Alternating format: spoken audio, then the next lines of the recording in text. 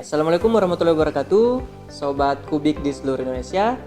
Kembali lagi, hari ini kita akan membahas soal tes wawasan kebangsaan. Nah, di sini seperti kita lihat, ini sudah ada 5 soal. Nah, ini juga masih terkait dengan rapat BPUPKI, masih terkait dengan apa-apa yang terjadi sebelum Pancasila itu dibentuk. Oke, kita lihat untuk soal nomor 1. Di bawah yang termasuk usulan dasar negara oleh Dr. Supomo kecuali. Oke.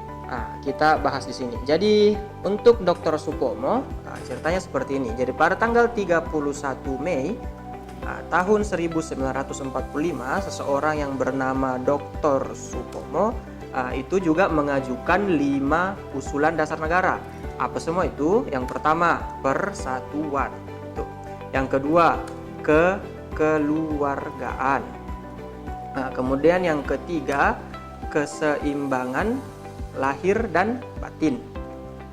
Oke, kemudian yang keempat itu ada musyawarah, dan yang kelima itu keadilan sosial. Nah, sekarang pertanyaannya, kecuali berarti yang tidak termasuk ke dalam usulan Dr. Supomo. Nah, yang tidak termasuk berarti alfa, kan, ketuhanan. Jadi ketuhanan itu tidak masuk dalam usulan Dr. Supomo. Oke.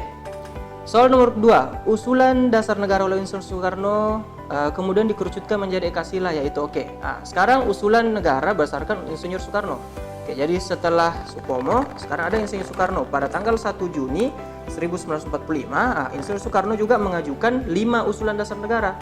Yang pertama itu nasionalisme, yang kedua itu ada internasionalisme, kemudian yang ketiga ada mufakat atau demokrasi, kita tulis mufakat saja. Nah, kemudian yang keempat ada kesejahteraan sosial. Nah, kemudian yang kelima itu ketuhanan yang berkebudayaan. Itu. Nah, selain itu setelah 5 ini kemudian Soekarno mengajukan pengerucutan atas usulan dasar negaranya, kemudian dikerucutkan menjadi 3. Yang pertama itu sosio-nasionalis, kemudian yang kedua sosio-demokratis, kemudian yang ketiga ketuhanan. Nah, ini isi dari yang namanya Trisila atau 3 sila.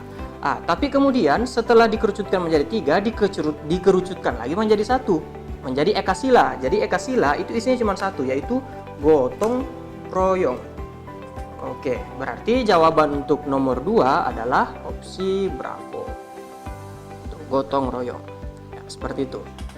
Berikutnya kita lanjut ke soal nomor 3. Sila Piagam Jakarta berbunyi. Oke, jadi sila pertama Piagam Jakarta. Jadi pada video sebelumnya kita sudah bahas bahwa Piagam Jakarta itu dihasilkan oleh Panitia 9. Nah, kemudian nanti Piagam Jakarta yang berbentuk berubah menjadi Pancasila. Nah, tapi sebenarnya ada kontroversi dalam Piagam Jakarta pada waktu itu. Kenapa? Karena isi Piagam Jakarta itu ternyata dianggap tidak eksklusif gitu. Jadi dia tidak inklusif. Jadi tidak mencakup seluruh masyarakat. Kenapa? Karena pada waktu itu bunyi pertama dari Piagam Jakarta itu bunyinya seperti ini. Ketuhanan dengan kewajiban menjalankan syariat Islam bagi pemeluknya. Kenapa sila pertama ini dianggap sebagai sila yang sangat tidak inklusif? Karena hanya mencakup ketuhanan Islam, gitu kan? Hanya mencakup agama Islam. Pada waktu itu apa yang terjadi? Masyarakat Indonesia Timur itu protes, karena kan masyarakat Indonesia Timur pada waktu itu didominasi oleh masyarakat non-Islam. Nah, yang menjadi representasi masyarakat Indonesia Timur, jadi ini harus kita pahami bahwa dalam sejarah kemerdekaan Indonesia itu yang paling banyak diwakili sama orang-orang dari Indonesia bagian barat.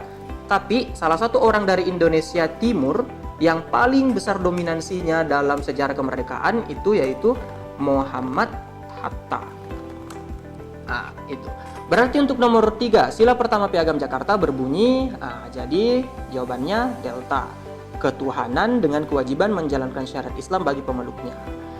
Kemudian yang diubah, ya tentu yang beda dengan Pancasila sekarang, kita langsung saja lihat. Pancasila sekarang kan bunyinya ketuhanan yang Maha Esa, kan? Sila pertama. Berarti yang diubah adalah sila pertama. Itu. Yang memprakarsai diubahnya sila pertama, kembali lagi tadi konsepnya adalah orang yang selalu membawa kepentingan masyarakat Indonesia Timur adalah Muhammad Hatta. Berarti untuk nomor 5 jawabannya E.